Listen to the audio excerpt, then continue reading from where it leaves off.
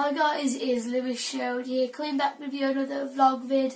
And today a lot of people have been asking me, Lewis, please can you do a carb counting video? Lewis, how do you carb count?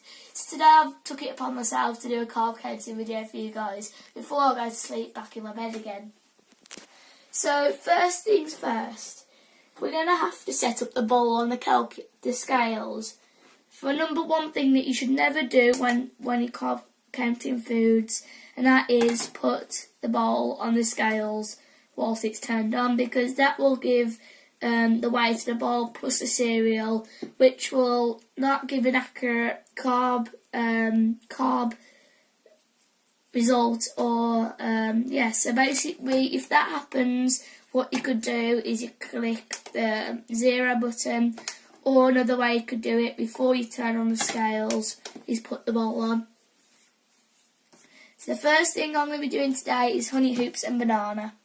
So on the honey hoops, it has the carb info on the back, and it says on a carbohydrates per 30 gram serving is 23 grams.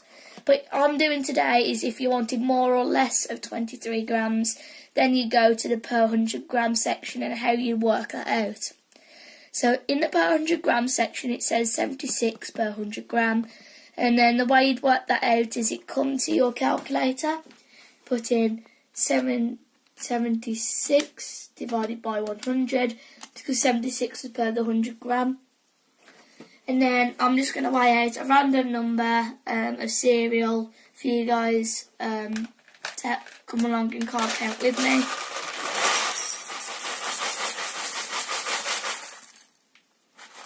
There we are. We've got 62 grams of cereal, and the way you'd work that out is you go over to your calculator, click times, make sure you click times not divide, which I did that last time, and type in 62 because that's the weight of your cereal, and click equals, and that will give you 47 grams of carbs. But because there's a number 1 there, you'd round down, because it's below 5, and anything above 5 you'd round up. So that's the cereal done. So we're going to say bye-bye to the cereal and hello to Mr. Banana. So the way you'd work out the banana is exactly the same way we did with the cereal. You'd put the banana on the scales and get the weight of the banana. Now I know the weight per 100 gram for the banana, but I'm going to be teaching you how to figure that out if you don't know.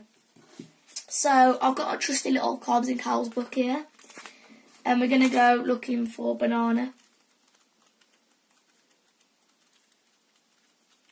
Oh, come past it. There we are. Now, don't get confused by the deep peeled or the peeled banana. If you're having a peeled banana, a deep peeled banana, then you would get the deep peeled section. If you had a peeled banana that you're weighing, you'd have to look on the deep peeled banana section, whatever that means. So what you're going to want to do now is look at the pictures, and if you can't determine which one looks most like your banana, look at the weight and which one's the closest to the weight of the scales. This one says 145, and the closest before 190 is 130 grams. So the way you'd work that out is you go up to your calculator, you type in 17, because it's 17 per 130 grams, and then divide it by 130, because that's how much the banana weighed. And as I say, guys, it's exactly the same as you did with the cereal, except it's using a banana. So then you'd put your Carbs&Cals book away, because you don't need that anymore, and then look at your scales, and then you type in whatever number in the calculator as how much your cereal weighs, and that will give you that number, because I forgot to click times. So you just do that all over again. Oops.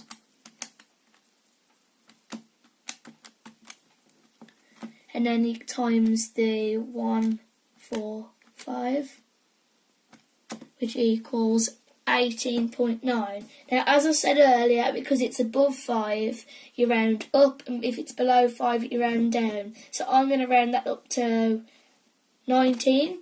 So then once you've got all the cereals weighed, I believe this was 47. So you type in 47 plus how much the banana weighed, and how much did the banana weigh? 19. So you'd type in that, and that is your breakfast carb counted. So if you enjoyed this video and need any help with any other things to do with diabetes, just leave it down in the comments. And thanks for watching. This is Lewis and out.